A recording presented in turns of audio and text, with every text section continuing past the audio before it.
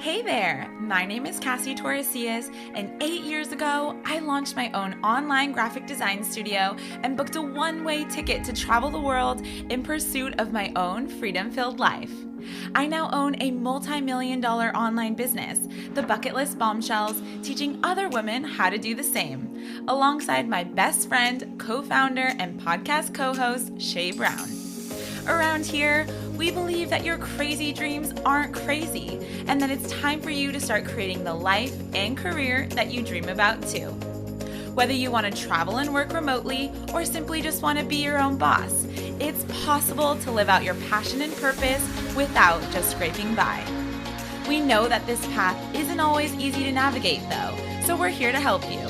From making a career change, starting and growing your own business, balancing life and business, and most importantly, pursuing your own freedom-filled life. Get ready for real, relatable stories and advice on your journey towards something more. We serve it up BFF style, so pour yourself that third cup of coffee and let's dive in. Welcome to the Freedom-Filled Life Podcast. Hey there, it's Cassie here. I am so excited to share today's episode with you. One of the things many of you guys have been specifically asking for to hear on the Freedom Filled Life podcast is advice specifically for business growth. Well, I love this topic of business growth, and I think it's an area of business that can seem honestly quite vague and unclear as to how someone actually achieved their business growth and got their business from point A to point Z. And I don't know about you, but I want to know what happened in the middle of that story. I want the real talk, and that's exactly what we're going to get in today's episode.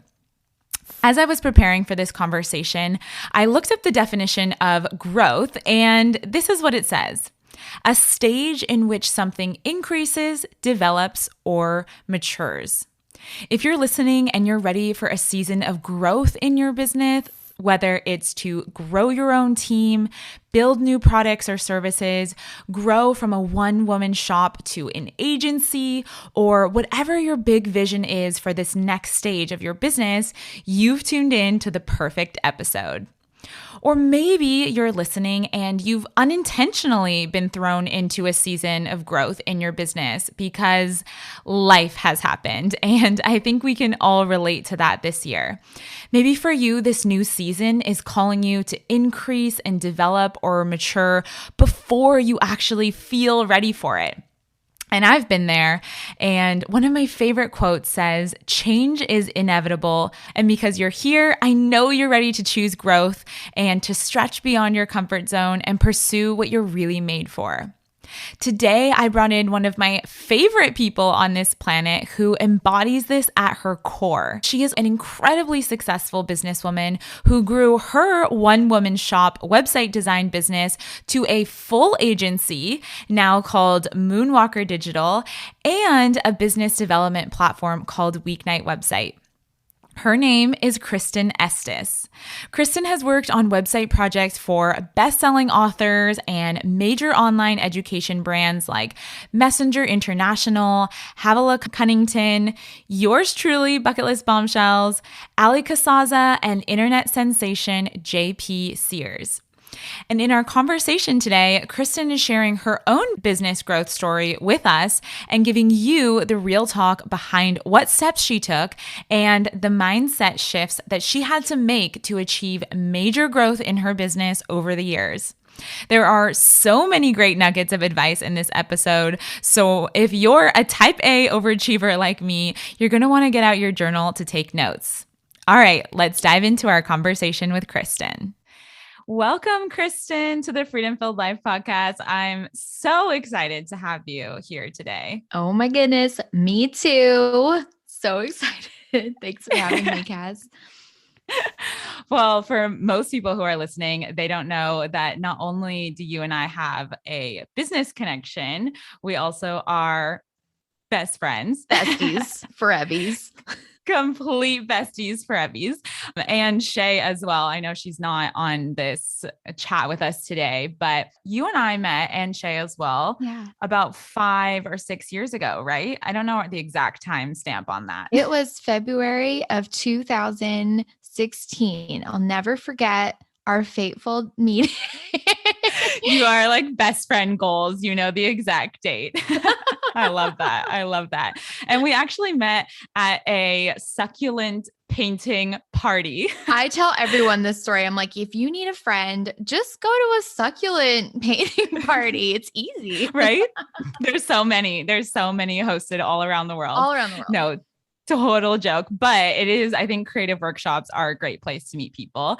And Shay and I met you at this creative workshop in Austin, Texas, which is where you are currently living still, right? Correct. I am in Austin.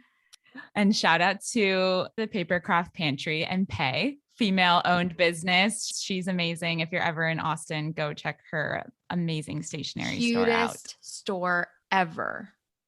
Literally every time Shay and I come to visit you, we always make a stop at Papercraft Pantry and say hi to Pay and get all of the stationery goodies. Like it's now a destination for us. It needs to be. There's always like a new mural or a new display. Like you just walk in there and you're immediately inspired. It's so cool. Yeah, I love it. Well, as I mentioned, being best friends, but also on the business side of things, I think that was a big reason why Shay and I, bonded and connected with you so much in the first place. Not only are we amazing people with amazing personalities, obviously, total jokes there, but you are a fellow business owner. And I think that's really hard to find, in friends. Obviously, still love our friends who have 9-to-5s, but there is a special connection when you can meet someone and really connect and also be able to really understand and relate to the business world and what it's like to be a business owner and a CEO. Yeah, it's so true, especially in online business world. And when we have similar values, like we want to travel, we want freedom. We want it all. We want it all. We want that cake. And you have supported Shay and I just in business so much, and like on a personal level and even, on more of a professional level too. You've designed some of our past websites, and oh my gosh, it's been so much fun working with you and our team. I'm so excited for today's chat because a lot of our listeners have been specifically asking for advice for business growth. And I think business growth in this space, like you mentioned, the online business world, can kind of be this like elusive thing. We hear about the early day startup stories, the day one stories. And then we hear about the transformation once someone has reached the other side of success. And you're kind of like, what happened in the middle? Like, how did someone actually achieve that growth? Like, what steps did they take? How long did it take? What challenges did they face? Like, I know you're like me, and I'm like, can I hear the nitty-gritty details? So I think it's safe to say you are the queen of growth, which people will learn more about in our conversation. And I can't wait for you to share with all of us more about your story and just business growth advice that you've learned along your journey. So to start us off, can you tell us a little bit about the businesses that you own and the teams that you lead today? Absolutely. Well, first of all, thanks for saying all that. You're like warming my heart and making me like, I'm the queen of growth. OMG. But yes, I am so excited for this conversation, but because I know that both of us have definitely been there where it's like, what happened in the middle? Or I have this amazing mentor where I'm like, hey, so how'd you make this transition? How'd you make that transition? And they never really, it always is like, here's marketing tips. And you're like, okay. Or like, just delegate. And what does that mean? How do you do that? So I'm super, super excited to share today. So my business, I have two sides to my business. So technically the overarching, LLC is Estes Media. And under that, we have our agency side of our business, which is currently called Moonwalker Digital. We're actually rebranding early in 2022 to be the Course Co. because we serve course creators and people who have custom membership platforms and people who, they just launch online courses and want that design, want sales page design. And I'm kind of a sales page queen. So love doing that for people. And then we also have our product side. So we have Weeknet website where we have a platform, and we also have courses and tools and templates to resource designers. So if you're a web designer, definitely check that out. That is what we do. So currently on our agency side, we have 5 team members that I manage to help me work with clients. And like I said, we work with, course creators, influencers, people who are doing things, even some nonprofits, doing really big things in the digital space. And then on the product side, we have 4 of us on our team. And then we also have some, companies that we contract with just for like video editing or some social media needs, stuff like that. Just services that make it easier for us to, churn out content and not have that be our full-time job, and really make what we do, our focus, be on creating great content for our community and not so much on the marketing. So that is the breakdown of the life of Kristen Estes.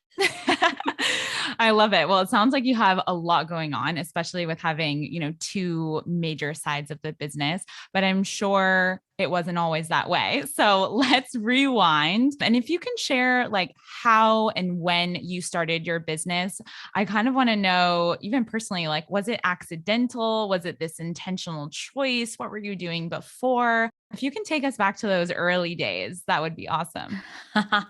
Okay, so I definitely fell into my business. It was totally accidental. I went to film school actually, and I did my last semester of film school out in Los Angeles. And I was like, I'm going to work on movie sets and commercial sets, and I actually, did get some gigs on music videos. I worked on a Jay-Z video that was cool. Oh my goodness. Goals. That's it. Your career is done. What more do you have? Yeah, Jay-Z was very nice, I will say. And I worked on set, and I was like, I actually don't see this being the lifestyle for me. I mean, yes, I get to travel, but your days are hands-on grunt work. Like you really are on other people's time all the time. Like you just don't have that autonomy Mm, where I saw in, the web design world and in design, because I had to do design as part of some of my coursework in college. mm, I also minored in animation. So I had some of that experience as well in an internship in animation. And I was like, wow, this, I actually can work whenever I want to. All I need is my laptop. This is so cool. I just got this film degree. It was super expensive, but I don't know what to do with it. So fast forward like a month after graduation, I went to the Dominican Republic to shoot a documentary for some friends that live there. And while I was there, the Haiti earthquake happened. And it's so crazy. I like never share this story.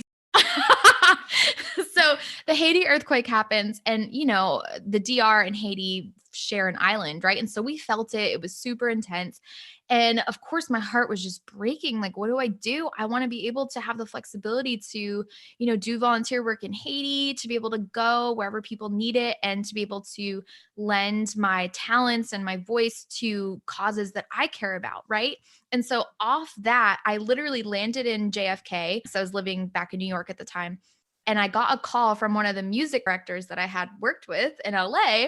And he was like, hey, Kristen, I know that you do like graphics and stuff. Can you build us a website? And I was like, I'm sure I could figure it out. And that's kind of how my business started, was just like this revelation of like, I really want to start a business that I can invest in what matters to me when I need to, and then I can make mm. money however I want, basically. And so one website turned into a bunch, and that's kind of how I got started. It was an accident. I know that a lot of people, they start their business when they have a lot to lose, and it's like a huge leap for them. Thankfully, when I started my business, I didn't really have a lot to lose, but it was still a big risk because obviously, I didn't know what I was doing.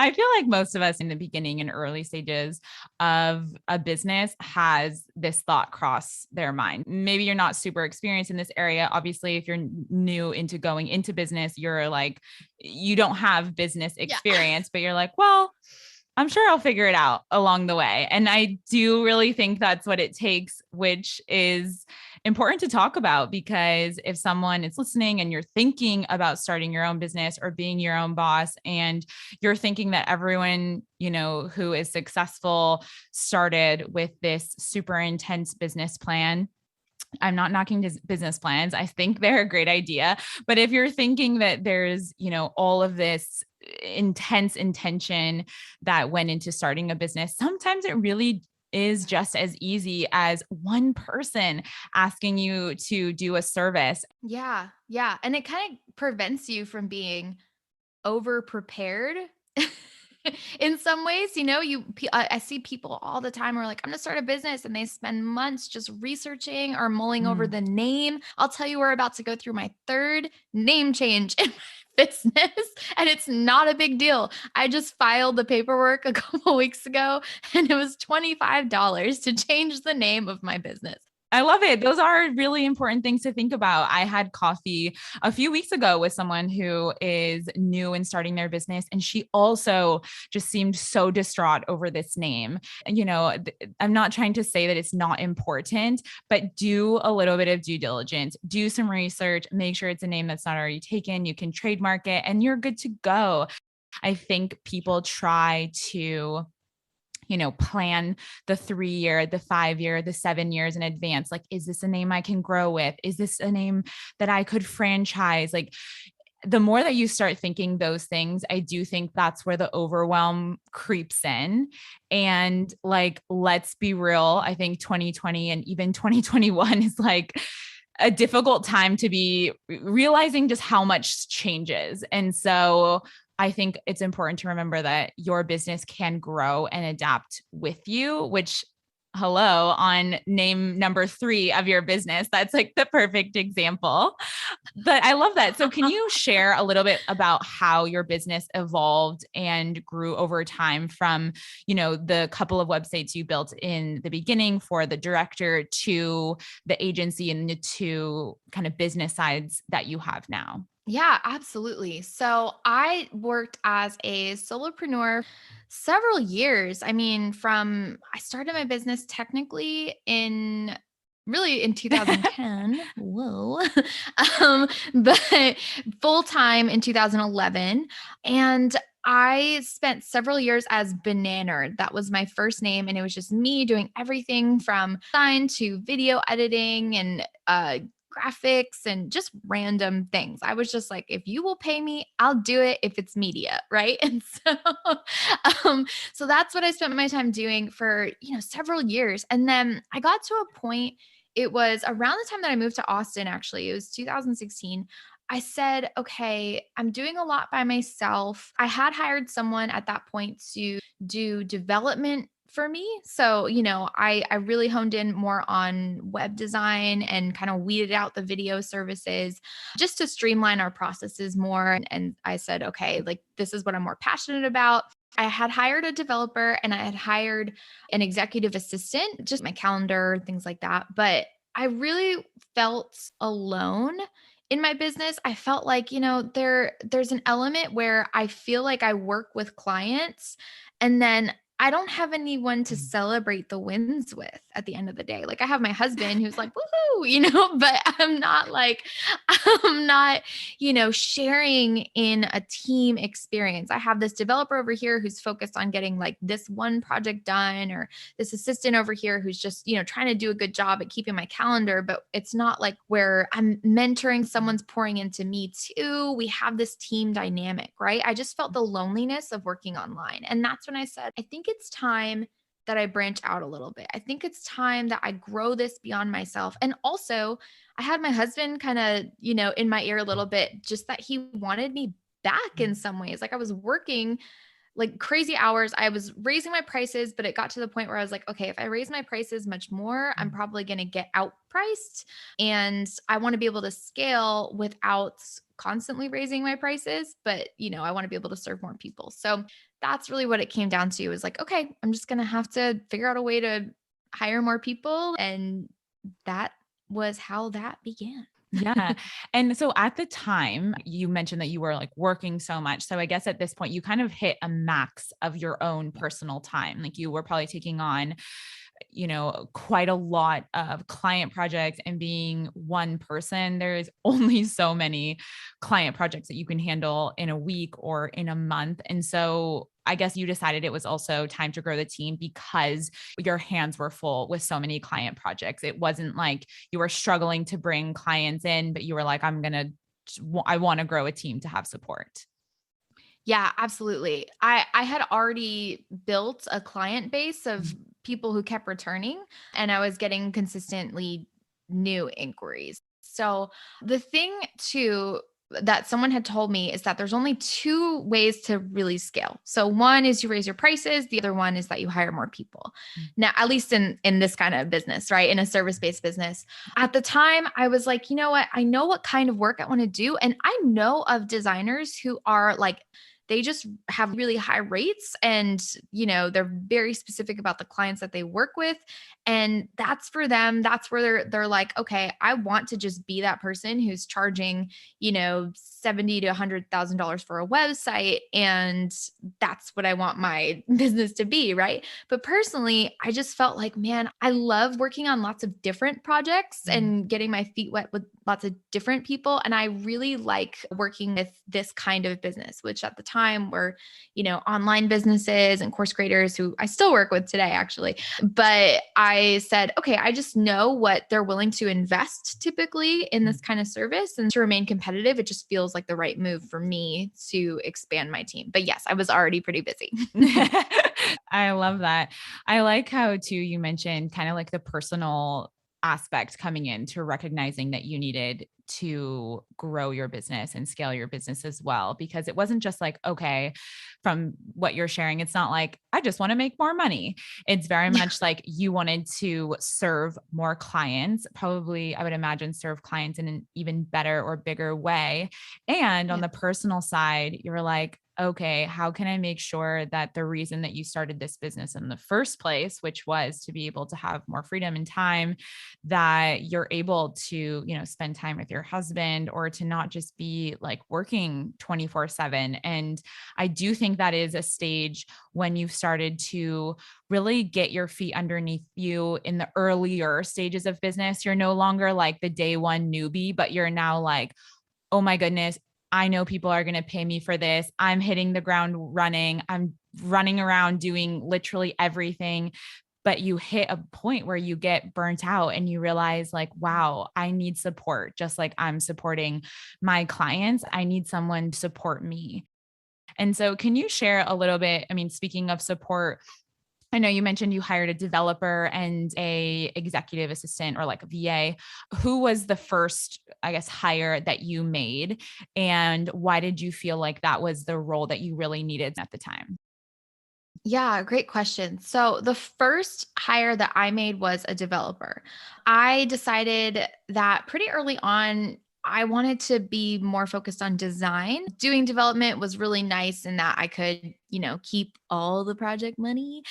I really felt like with design, it's a lot more, subjective. Like, I don't always love what another designer might do, but with a developer, it's like I can give them the design and then it's Mm. either right or it's wrong. Right. And also, at the time, now I'm like a rock star at CSS and all that stuff. But at the time, I was really like, okay, this part of the project just feels like a weight on me. It's not something that gives me life. And it's probably the where I'm the weakest. So I'd rather hand this off versus trying to, run an uphill battle. That makes sense. So I know your personal story since we're besties, but I know that at some point too, you decided to bring on your husband, Travis, Yeah. to start working in your business. Shout out to Travis because he's awesome. So you decided to bring on Travis to start working in your business with you as part of this growth journey. Can you share a little bit Yeah. about making that decision with us?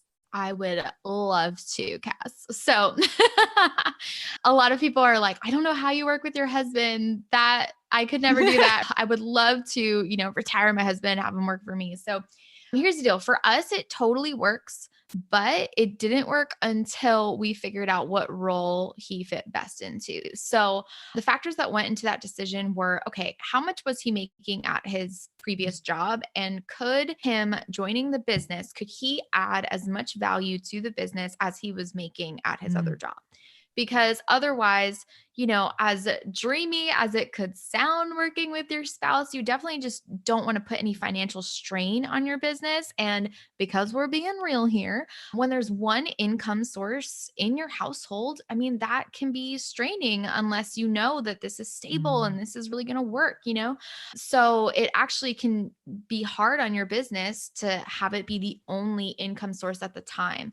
So I would recommend, I mean, honestly, I'm only telling this to my freedom filled life fam, but I would recommend if you want to have your spouse come into your business, that your business has multiple revenue streams mhm, already. So that you already have like a product stream and a service stream. So you're not constantly dependent on, one thing to work all the time.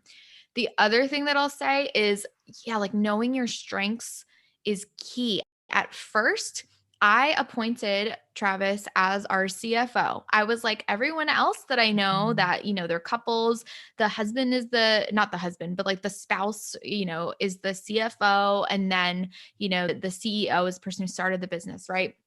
And so I was having him do things like manage our financials, try to do calendar things, and, all these things that honestly, like, I love him, but he is terrible at. And so, but I mean, and just that he felt like I don't thrive at yeah, this, right? Like, it's not just like being bad at it. I think people can learn a lot, right? But it just wasn't his favorite thing to do, also. And so I was trying to force him into this role that he just wasn't it wasn't made mm, for him.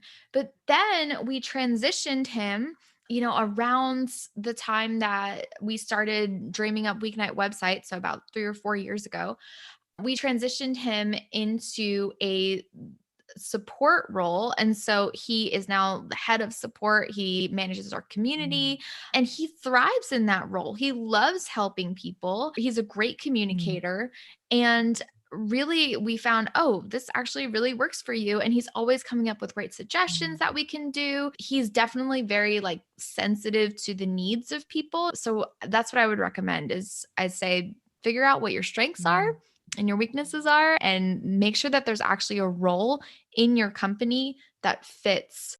Yes, I love this advice because I think that, when we're talking about hiring your first team member or even first few team members, let's be real, to support you, I do think that it's important to remember that there needs to be a need, like a need filled in the business. And Yeah. sometimes we just try to like find someone, maybe it's like a friend who you're just like, this person is really great. So I just like want them to help me because they said they'll help me. It's like, okay, let's kind of just take a step back and recognize there needs to be a need within the business, like an opportunity there that isn't being filled. And then that needs to be matched with that individual person's strengths. And I do think sometimes you can go the other way around. You can recognize that, like, okay, in your case, Travis's strengths are being an amazing support person, supporting the community. And then you can decide, okay, do we have that need within our business? And how, at the end of the day, can that help us either maintain the business currently or grow the business? And so I think it sounds like for you, Yeah. that meant that you no longer had to be the person leading the community and leading the team like on a daily basis on the weeknight website side, correct? Yeah, exactly. This episode is brought to you by the Bucket List Bombshells Academy. 8 years ago, I left my uninspiring 9 to 5 job and booked a one-way ticket to Mexico in pursuit of my own freedom-filled life. That led me to starting my own online graphic design studio where I had the freedom to work from anywhere, design my own schedule, and do work that I loved. All of a sudden, work became a source of excitement. And most importantly, I felt inspired to open up my laptop each day. The Bucket List Bombshells Academy is our comprehensive curriculum of online courses where we'll teach you the step-by-step of learning in-demand online skills and building your very own online business. Plus, you'll have support from us and our expert community igniters to guide you and answer your questions every step of the way. You don't have to have a business idea or even any idea of what you want to do next in your career. If you know you're ready to make a change and pursue your own freedom filled life, we're here to help you take that next step. Join us in the Bucket List Bombshells Academy or learn more by visiting bucketlistbombshells.com/academy. So, speaking of steps, and I know we've talked about a couple steps just like in this entire, journey and your process, but what were the major steps that you took to transition from being the one woman business to an agency? I know the first step we've kind of talked about was, hiring your first 1 to 3 team members. What other major steps did you take to make that transition? Okay, so other major steps. First of all, you definitely, this is the part that everybody hates, but you definitely want to make sure that you talk to an accountant and figure out what your needs are in terms of the kind of support that you need because, hiring an employee and hiring a contractor are different and you have different things that you're allowed to ask of each. And so you just want to make sure that there's an agreement that you can come up with that's going to work for you and the people that are going to be working for you. And here's what I need for this role, right? Like if you need someone to be at their desk from 9 to 5 answering questions full time for only your business, then you need an employee or even part time if you have that time requirement of them. But if you just need somebody who can get the work done, it doesn't really matter when they get it done. And, maybe they have other clients, but you just kind of have a need that is recurring, but not like your business all the time at a certain time, then you can totally have a contractor do that. So just make sure that you understand those things. I would say track your time in your business of what you're already doing day to day so that you know exactly what roles you need because that's really a big part of hiring is knowing like okay, what is it exactly that I need? Like I realized last year, I thought that I needed a certain kind of assistant, right? But I realized what I really needed was a tech VA. And people are always like, oh, first, get administrative help, get administrative support. And I would have, I'd hire people, I'd have them run my appointments on my calendar. And then I'd be like, this is kind of a waste of all of our time. Like I like to run my own calendar personally. I like to say yes or no.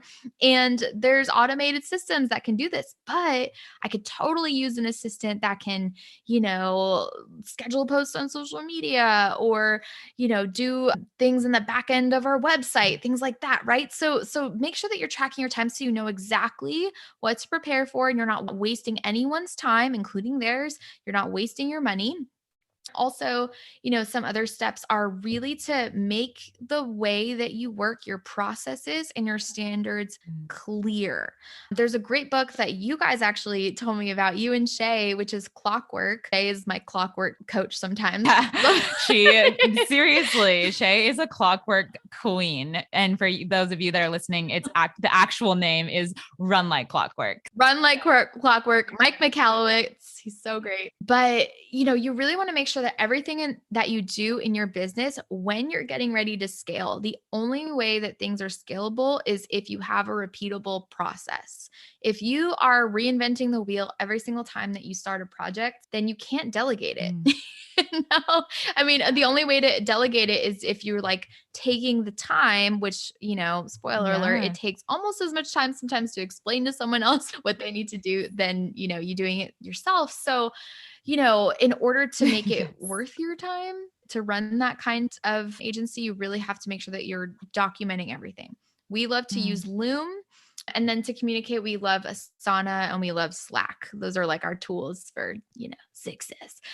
So yeah, just make sure that you have those processes. And then also what I do in my business, because it's creative and because I also work with other designers, is I have a standards guide. So I have a standards guide of like, okay, when we're designing for clients, we do this, we don't do this. So like we don't use cheesy, like looks like claymation 3D mock-ups. We'll use real image 3D mock-ups, just stuff like that. That's like, okay, these are our design standards. So that's really clear across the board too. So really just making all that documentation as well. And then I guess the last thing I would say is make sure that you have standards for communication, just how often that people should check in, make sure that you're checking in regularly, and also make sure that you're encouraging people on your team because, if you're just like, great, thanks for every task.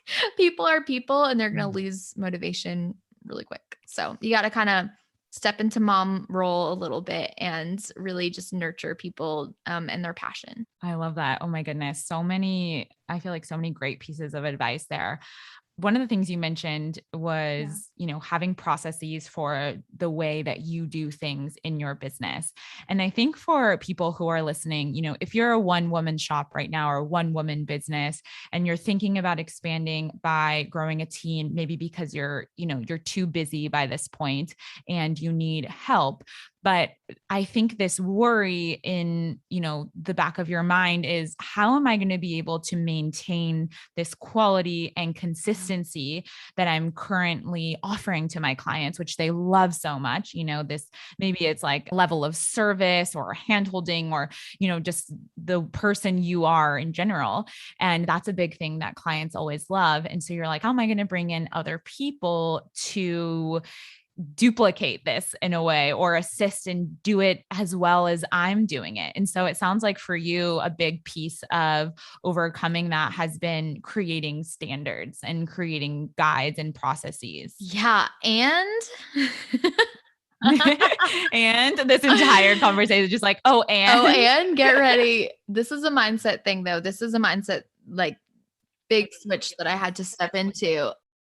I had to let go of perfectionism and let go of the Mm, ego idea that I am the only one who can do mm, the creative work in my business and do as great a job as anybody else.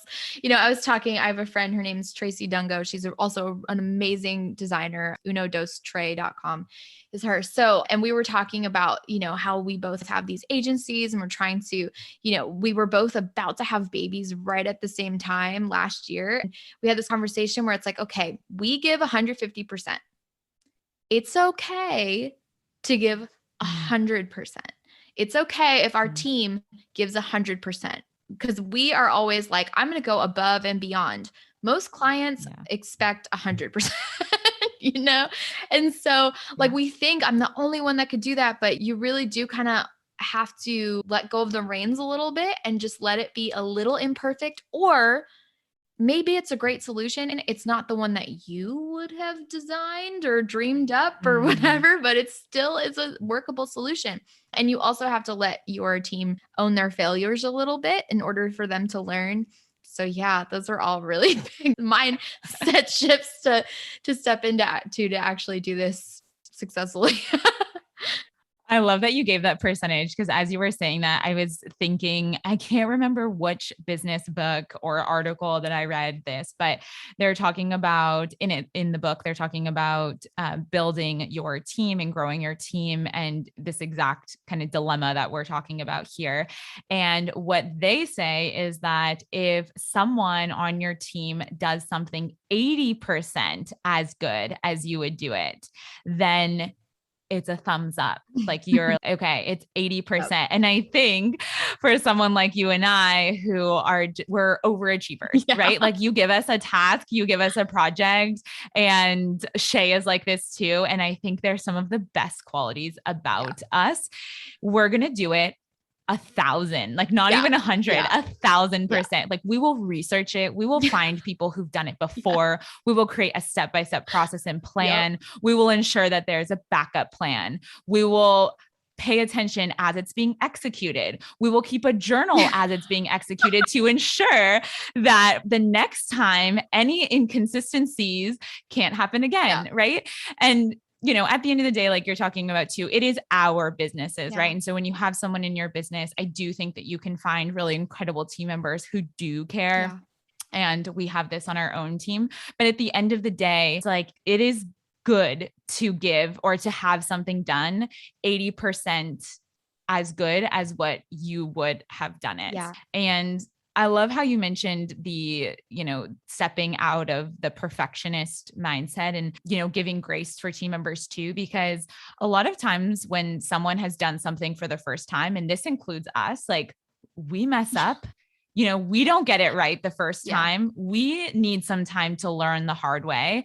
And so I think it's a really important thing to remember to offer that same I mean, honestly, it's just like a human quality, but that same grace, if you have an amazing team member and they're just learning something the hard way or doing something for the first time, that you give them that space. Because I do think that as a leader, if you stay in this perfectionist role and your team members are scared to make mistakes, it's going to have the opposite Yeah. effect.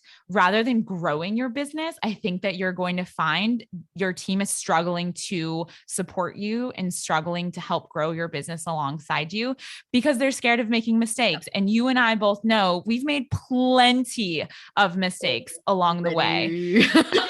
Yeah, so many. So it's like if you have a team, like I think of an army, which is so dramatic, but like if you're leading this team and you have this like army behind you and they're scared to make a mistake or make a wrong move because like you're going to be angry or you're not going to be like happy with it or like you're always super critical, like they're going to be scared to even take steps Yeah. forward. And so I love that you mentioned, talking about removing this layer of perfectionism as you're growing your business just for yourself too, but also for your team. One of the best ways that you can actually get your team invested in a project too is to share your heart behind it and let them, maybe even more than makes you comfortable, like let them meet the client, let them see the full Mm, brief, like make sure that you're not just like giving team members piecemeal of the project too, because part of what makes us give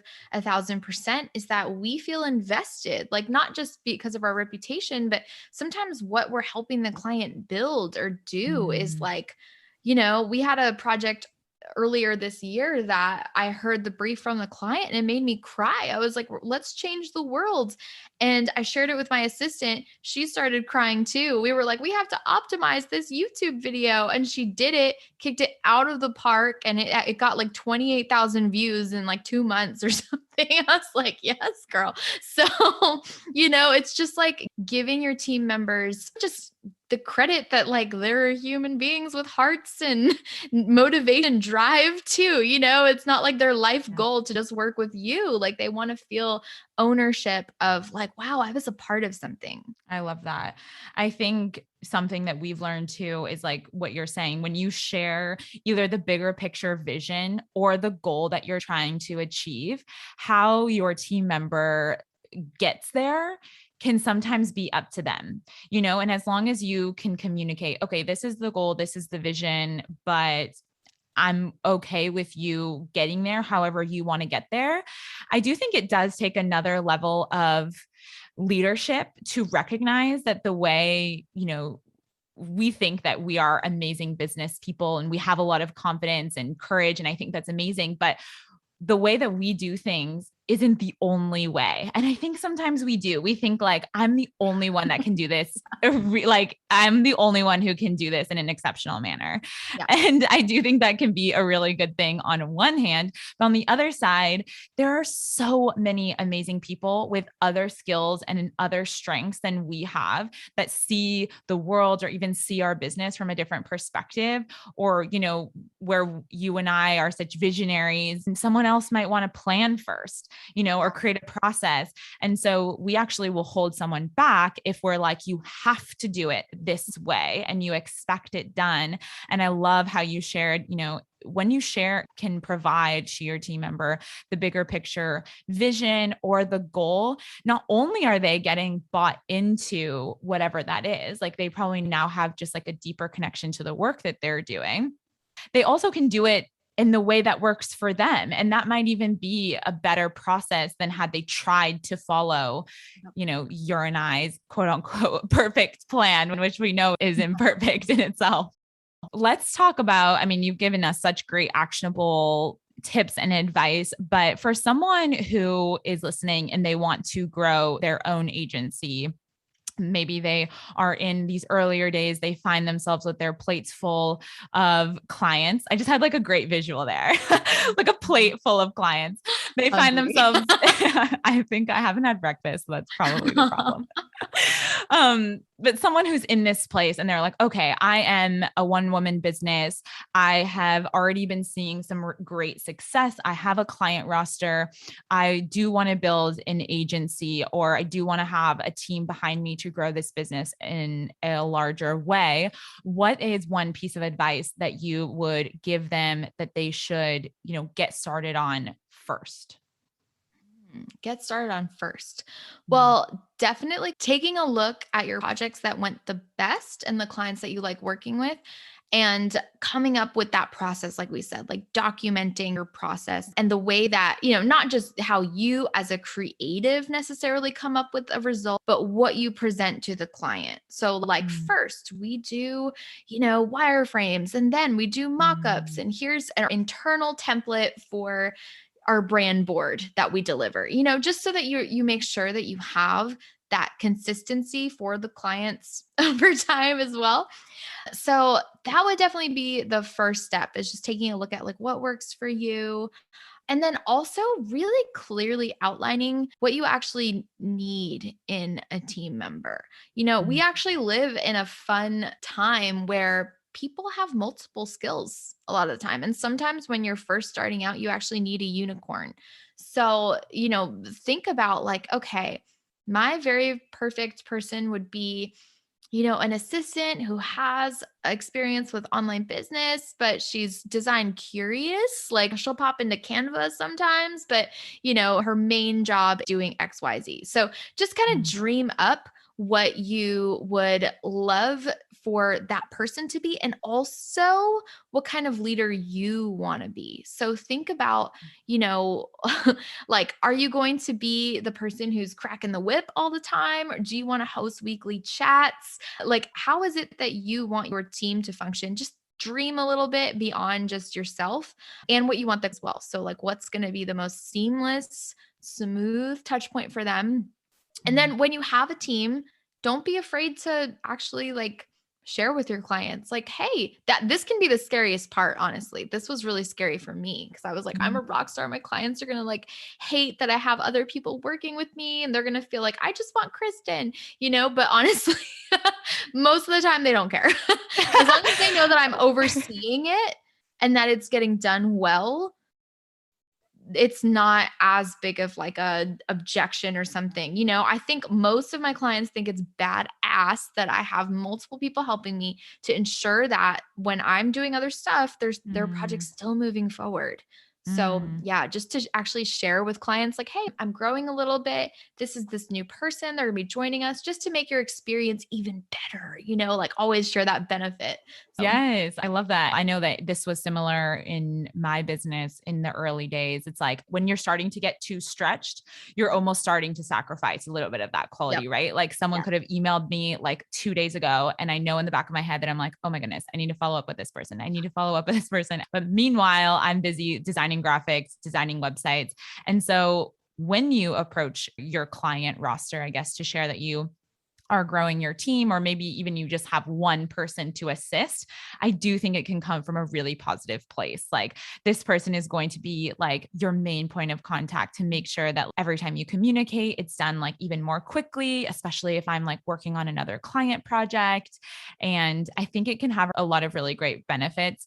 And like you said, it doesn't end up being like this end of the world situation where your client is like, nope, that's not going to work for me. I do think that would be really rare. Like, no, we don't want the expertise and expert people that you're bringing on. Like, peace out, bye. Especially if you're building in the way that you're talking about, which is like having your standards, having your processes. I do think too, we've worked with as well, when you are creating this, this new process of what does it look like for clients to work with our company now Mm, with me, but also with having team members involved, is figuring out at which touch points you, as being the business owner or yeah. CEO or head visionary, which touch points are essential or are like the most necessary to have you come in. And in other agencies we've worked with, I've seen that be the sales call, like someone who's really great at sales calls and loves doing that. And they're the ones who do that, and then maybe they do a strategy call in the middle of the project, Yeah. and then usually that's kind of it. There's always like nice wrap up at the end, like, this was so awesome working with you, but it's not a face to face thing. Can you kind of share in your process, what touch points do you really come in, kind of lead with the client, and then allow your team to sort of execute the rest of a client project? Yeah, I mean, honestly, it's really similar to what you were just saying. So, early on, I'm super engaged. I consider myself not just a designer, but also a digital strategist. I really care about the strategy of what we're doing, how it correlates to everything else that they're doing online. And also, I want to make sure that we're building online solution that's going to last for them over time. So I show up at the sales call for sure, and like the even the qualification calls too. So just making sure that they're right for us, all of that, and do a lot of process and the wireframing. That's a lot me. And then I hand it off and, let my team take it from there in terms of a lot of design. I do check in just to make sure like the vision is aligned with what my conversations with the client have been like, and like, okay, this is definitely something that they're going to be into design wise. And then really the bulk of the middle of the project is my team. I love that part. I love the relational part of business. I love Mm. making sure that everyone's having a great experience. And then as the project wraps, I'm very involved in delivering the final product. So a lot in the beginning, not as much in the middle, and then a lot at the end to make sure that all the I's are dotted and the T's are crossed. And ultimately, we like to do a little debrief too with our client and do a check-in. We also always do a check-in 4 weeks after we launch just to make sure everything's going the way it should. They don't have any final questions, kind of just, they don't have like new problems in their business that have arise or anything like that. So just keeps them coming back to.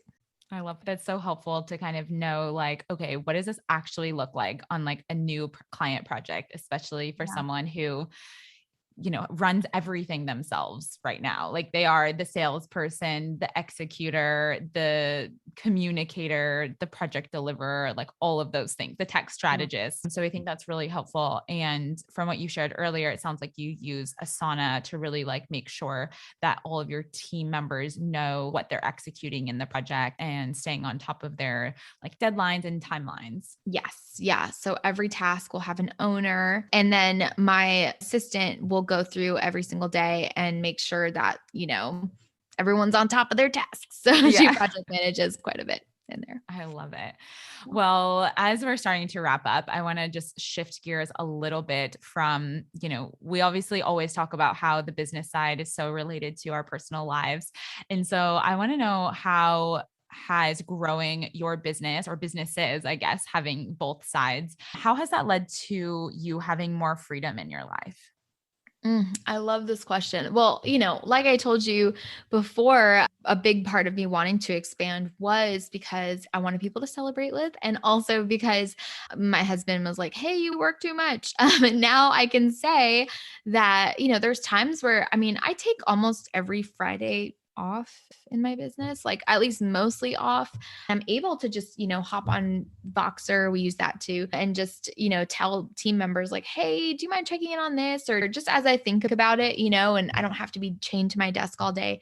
Something super fun I got to do. So we actually had a baby girl last year. She's almost 1. It was right around the holidays and I got to, give myself like it was 7 weeks, but it felt like forever because my brain needed to work. Honestly, I do love what I do, but I got a 7-week maternity leave, which was perfect. And then even when I got back to work, I only really worked like 2 days a week and had a nanny that was home with me those 2 days. So it was really nice to actually have that margin in my life to show up as a mother the way that I wanted and take care of my baby. That was really cool. I've gotten to work from anywhere in the world. I've done 3 or no, 2 cross country moves since starting my business. I've visited you and Shay in Bali a couple times and the remote work thing, super fun. So just things like that, it's really allowed me peace of mind even when I have to, put one foot out. I don't have to shut down my business all the Mm, time. I really yeah. get to keep things going. Things can function without me. And when people look at my business, I'm not the be all end all of my business. I'm the face of it for sure. But, I love how like at Weeknet website, people are still working on their websites. They're still able to learn from us. They're still able to build when we're not there at, in Moonwalker, soon to be the Course Co. We still have my other designer working. We still have developers working. We still have my assistant who checks in and she's amazing at that. So yeah, it's really great. So much peace of mind. And I know that you've traveled quite a bit too. And in the past, I would say like year Yeah. to year and a half, you've spent a lot of time with your Yes. family and you've been able to like go and spend, extended periods of time with them. They've got to spend more time with baby girl. Yeah. And I think sometimes I don't want to say take it for granted, but like we overlook it because it was so long ago. Like you talked about building your business, 2011, I like know. that ages us so much. But it is something that I really think this last, let's just call it 2 years Yeah. to be easy. This last 2 years has really given us an even deeper, just like reminder that we can be anywhere and you can continue to, bring in revenue, work on clients and projects that bring you a lot of passion. You get to support a team and you can do that even if you do need to pick up and go be with your family or travel elsewhere. Yeah, absolutely. It's such a gift. I love this business because it's, you know, just because of that, because I get I that love it. freedom filled life. So good. I didn't even pay you to say that, but it was so good. Well, to wrap up, thank you so, so much for just sharing your story. And I think a lot of people listening are going to have so many takeaways from just your own journey of how you've started as a one-woman business and grown your agency. And there's so many lessons I think that someone who's listening is going to be able to take away from that.